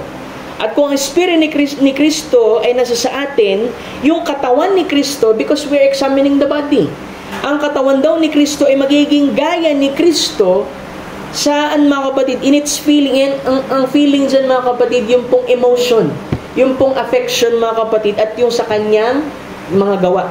Whatever it is, it will be Christ-like. Ito'y magiging gaya dapat ni Kristo. It will do the works of Christ. Ito'y gagawin yung mga gawa ni Kristo. God want to work in the body of Christ as He did in the physical corporal body of the Lord Jesus Christ. Kung paano ginamit ng Diyos ang katawan ng ating Panginoon si Kristo, ay ganun din niyang, mga kapatid, gustong kumilos sa mystical na katawan niya sa ating panahon. He wants to work in this body of Christ if He can only get them to a place where they will stand still long enough and He can place them on the foundation of His Word so He can work. Ang sabi dun, mga kapatid, ay magagawa niya lang, mga kapatid, ito kung yung mga tao ay mananatili na naghihintay, nagpapasakop, mga kapatid, at mailalagay sila sa nag-iisang pundasyon ng salita, mga kapatid, makakakilos ang Panginoon sa kanila. So tanungin ko kayo, gusto niyo bang kumilos ang Panginoon sa buhay niyo? Maging pundasyon ninyo ang salita ng ating Panginoon. God cannot work contrary to His Word. Kasi gumagawa siya sa pamamagitan ng kanyang salita. Ikaw, yun ang pundasyon mo, doon ka nakatayo, makakakilos ang Panginoon sa iyo. No wonder God can restore the gifts. Sabi nga dito sa God keeps His Word. No wonder God can't restore the gifts and put them in the church. Di ba inisip natin yan? Pastor, may mga 9 gifts, di ba? Sabi sa Ephesians 4:11, merong 5 opisina. Apostles, teachers, prophets, evangelists, pastor. Merong 9 gifts. Sabi doon, kaya hindi ma-restore mga kapatid yung gifts. Sabi niya dito, yung 9 gifts, He has no foundation to lay it on. For He will never lay it on anything but on the foundation of the Word of God. Kung gusto niyo mga kapatid na kumilos mga kapatid, yung pong 9 gifts sa loob ng church mga kapatid, kailangan talagang ating pananampalataya ay may lagay mga kapatid sa isang solido mga kapatid na foundation. Walang iba kundi ang salita ng ating Panginoon. No wonder these things are happening that way. He knows the hearts of the man. He knows what's in you. No matter what you say here, sabi dito, no matter what you say here, He knows what's in you. He can lay foundation in anything else but His Bible. And when we become frazzled and so weak, until we fall every little wind of doctrine, we are like leaf on an autumn lake, that every little wind sweeps us this away and that way. Be stable on the Word of God, for you'll never pass with that Word. Huwag tayo maging gaya daw nung parang mga dahon na kung saan ito hipa ng hangin ay paroon. Mga kapatid, kaya mahalaga mga kapatid, yung 5 bagay. Ano yun? Yung high view of God, yung pong authority ng Scripture, yun ang ating ultimate mga kapatid at priority. Pangatlo, yung ating commitment sa sound doctrine. Kung anong itinturo dito ay sinusundan natin. Nagsasubmit tayo doon, ginaganap natin at hindi natin sinasalansang. Pang-apat, yung ating personal mga kapatid na commitment na mamuhay na may kabanalan sa ating Panginoon. Pang-5 mga kapatid, pagtalima dun sa authority na nilagay ng Panginoon sa ating harapan. Sabi ko nga sa inyo dito, ang pastor, hindi tao. Ang pastor ay opisina. Sadyang ginamit lang ang tao mga kapatid dun sa opisina nun. Kasi pastor, pwedeng kunin ng Panginoon magpapalit-palit, pero yung opisina, nananatili yun mga kapatid. Diba? So, dito pa lang tayo mga kapatid sa skeletal mga kapatid. At next Sunday, itutuloy natin mga kapatid ang pagbaybay natin sa ilang pang mga bahagi na ito mga kapatid. So, tayo po itatayo mga kapatid. Amen. Tayo po awit, sumaglit at mananalangin sa ating Panginoon. Amen. Tulungan tayo natin Panginoon. Pumanhin sa pagtatagal. Awitin natin yung awit na nagsabing, what a day that will be. Thank you, Lord. Thank you, Jesus.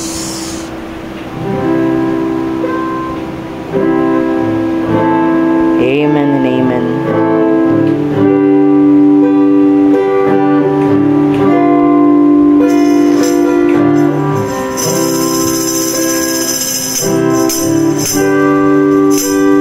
There is coming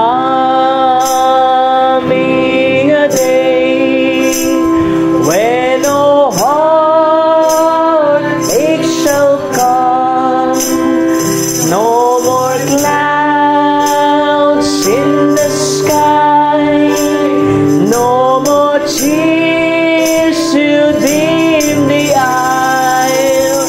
All is peace forevermore.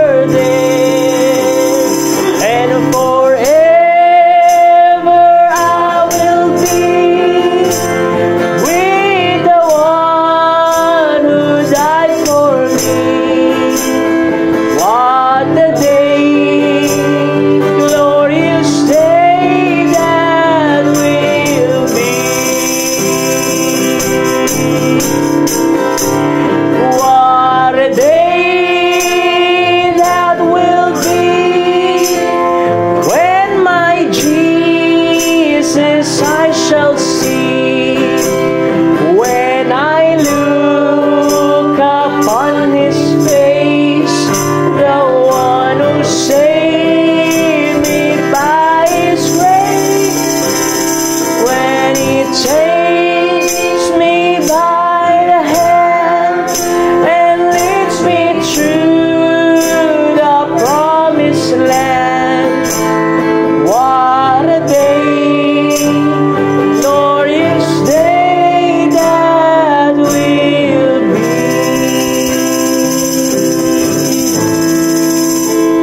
What a day, glorious day that will be. Thank you, Lord. Thank you, Jesus. Tayo po'y mananalangin.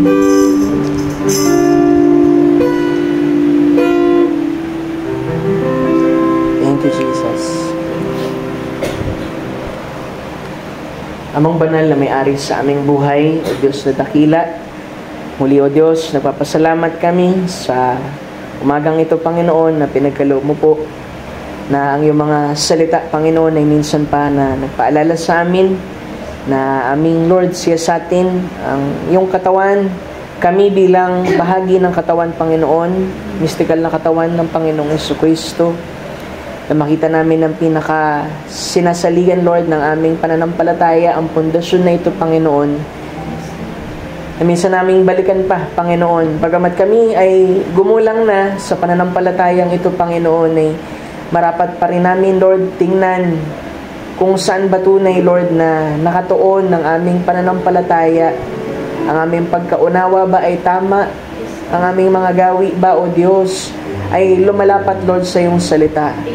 Kaya, Lord, maraming salamat sa muli, Lord, na pagbibigay mo sa amin ng pribilehiyo na aming tingnan, Panginoon, ng salamin na ito, Panginoon, ng iyong salita, upang kami, Panginoon, ay umangkop at lumapat, Panginoon, sa iyo. Hindi ang salita ang siyang tatapyasan, Panginoon, kundi kami, Lord, ang siyang tinatapyasan ito, Panginoon.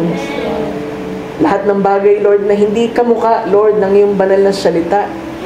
Lahat ng bahagi, Panginoon, na may tuturing namin, Lord, na marumi, Lord, sa iyong harapan, tinatapyas, Panginoon, ng iyong salita. Kaya bayaan mo kami, Lord, sa umagang ito na tumayo, Lord, sa harapan mo at maging handa, Panginoon, sa pangungusap mo, na kami, Lord, bumalik sa tunay na pagkaunawa sa iyo, Panginoon, kung paano ka namin dapat paniwalaan, kung paano ka namin, Lord, dapat, Lord, sampalatayanan at pahalagahan. Ituro mo sa amin ito, Panginoon, upang kami magkaroon ng tunay na relasyon sa iyo, Panginoon. Puspusin mo kami, Lord, ng iyong Espiritu, na magawa namin, Panginoon, na mailagang ang aming pag-ibig, ang aming damdamin sa iyo, Panginoon. Sabi mo, Lord, ikaw ay pakaibigin ng buong puso, ng buong kaluluwa, ng buong lakas. Nais namin gawin ito, Panginoon, at ikaw ang siyang magturo sa amin. Bigyan mo kami ng sapat, Lord, na inspirasyon. Ikundik mo ang puso namin, Lord, sa mga oras na ito. At seryosohin namin, Panginoon, ang paglilingkod po, Panginoon, sa iyo. Hindi sa legalistang paraan, kundi puno, Panginoon, ng pagpapaubaya, pagpapakumbaba, at pagpapasakop, Lord, sa iyo pong banal na salita. Tulungan mo kami, Lord, na laging makita, Lord, na ikaw, Lord, ang ultimate, Panginoon, na authority na dapat naming pagpasakupan. Higit, Lord, sa aming mga damdamin, higit sa aming kaisipan, higit sa kung anong tinig na naririnig namin, yun ay maging pawang kasinungalingan na tanging ang salita mo lamang ang siyang manatiling katotohanan. Sabi mo, Lord, sa iyong salita, ang lahat ng bagay ay lilipas. Ang lahat ay mapaparang. Ang lahat ng maari na meron kami, material possession, Lord, ay maaring mawala. Ngunit ang salita mo ay mananatili magpakailanman. Kaya bayaan mong sumalig kami, Panginoon, sa Nag-iisang bato na ito, Panginoon. Ikaw yun, O Diyos, ang bato ng kapahayagan. Mahayag ka sa amin at hayaan mong makatayo kami, Panginoon, sa iyo. Na anumang bagyo, anumang suliranin, anumang, Lord, humampas sa amin. Hindi kami, Lord, mapapano. Hindi kami, Lord, magdududa. Pag kami, Panginoon, nakatayo sa isang solidong bato, Panginoon. Tulungan mo kami, Lord, na manatili, Panginoon, sa iyong mga turo, sa iyong doktrina. Hindi dahil, Lord, napipilitan kami, kundi bukas sa amin. Kaya, Lord, dalangin ko, kung meron mang mga bahagi, Lord, na pagtuturo sa mensaheng ito na hindi namin kayang ganapin, Lord, buksan mong aming puso't isip. Pakawalan mo, Lord, ang bawat natatali, Panginoon, sa anumang gawa ng kaaway, upang ang pagtuturo'y manatili sa puso, Panginoon, at sa isip ng iyong mga anak. Lord, turuan mo kami, Panginoon, na patuloy na nakatuon, na mamuhay na may kabanalan sa iyo, Ama. Hindi dahil, Panginoon, ay gusto naming maging higit kaysa sa kanino man, kundi dahil higit ka namin, Panginoon, na nais na makausap, maging isa sa iyo, magkaroon, Lord, ng isang fellowship, Panginoon, na hindi kayang agawin, Panginoon, ng sanlibutan, hindi kayang alisin, Lord, ng anumang problema ng buhay na ito, na magagawa namin, Lord, na magpuri, magtaas ng kamay, kahit sa gitna, Lord, ng bagyo. Kabanalan sa pananalangin, kabanalan sa pagkain ng iyong salita, kabanalan, Lord, sa pagtrato ng tama sa iyong mga salita. Tulungan mo kami, Lord, at patuloy mo kaming turuan na magpasakop sa nag-iisa, Panginoon, na otoridad at walang iba kundi ang salita mo. Ikaw, O Kristo, Lord, sa aming buhay. Tulungan mo kami, Lord. Ang 5 bahagi na ito, Panginoon, ay manuot, Lord, sa aming kaluluwa. Gisingin, Lord, ang natutulog na binhi, natutulog na kaisipan at puso, Panginoon. At siya'y mamunga ng ayon, Panginoon, sa kung ano ang inilagay mo na, Panginoon, at tinatag bago pa ang sanlibutan ito. Lord, may pangangailangan lang yung mga anak, Lord, at patuloy silang lumalapit sa iyo, Ama. Maging ang iyong maliit na lingkod, Panginoon. Hindi lingid sa iyo ang lahat, Panginoon. Alam mo ang lahat ng bagay, alam mo ang aming hibik.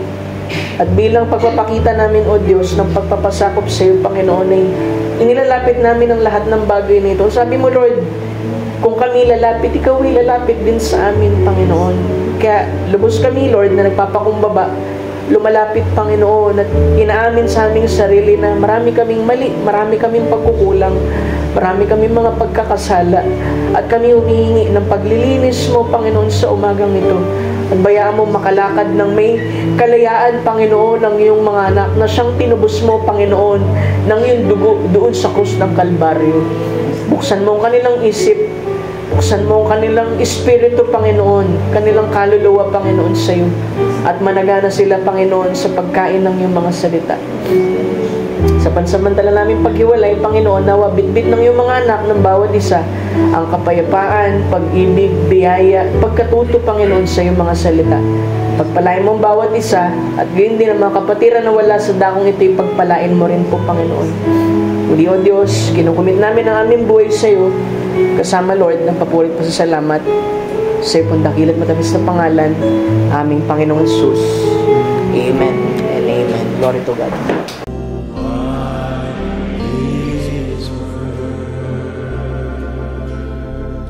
I'll